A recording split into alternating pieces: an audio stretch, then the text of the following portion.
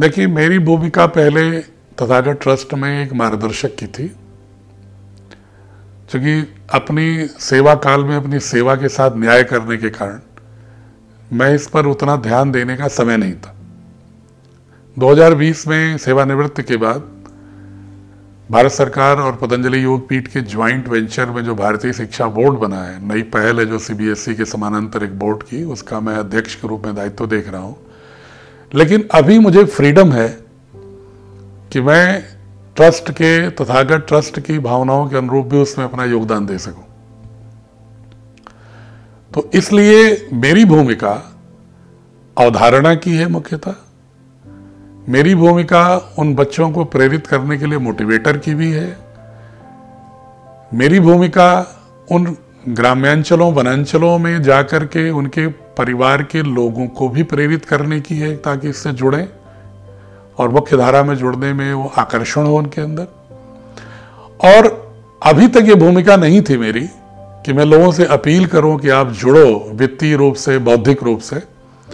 लेकिन अब मैं चूंकि सेवा से स्वतंत्र हूं, सरकारी नौकरी से, तो इसलिए मैं ये भी भूमिका मेरी होगी कि लोगों को जोड़ने के लिए, ताकि तथागत ट्रस्ट पैन इंडिया हो जाए। और जितने भी इस तरह के टारगेट ग्रुप मेरा जो है वही है जो बिल्कुल मार्जिनलाइज ग्रुप है, जो वंचितों में भी अति वंचित है, जिनको भी प्रकाश की किरण नहीं है, वहां पर ज्ञान नहीं है, उनका मार्गदर्शन करने के लोग नहीं। ऐसे कई संस्थाएं वैसे काम कर रही हैं, लेकिन इसमें अभी बहुत अधिक जुड़ाव की आवश्यकता है। एक मैं व्यापारियों से तथागत ट्रस्ट के रूप में अपील करता हूं कभी कभी, वो भी मैं आपसे चर्चा करूंगा, कि आप धर्म के रूप में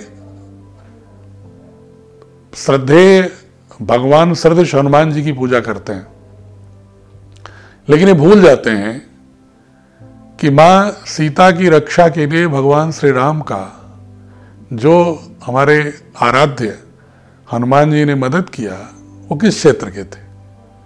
वो वनांचलों के ही थे। और उन वनांचलों के उनके वंशजों को हम पिछड़ा और वंचित रखें और उनकी कहें कि हम आराधना कर रहे हैं, तो मुझे लगता है कहीं ना कहीं आराधना ये प्रामाणिक नहीं है।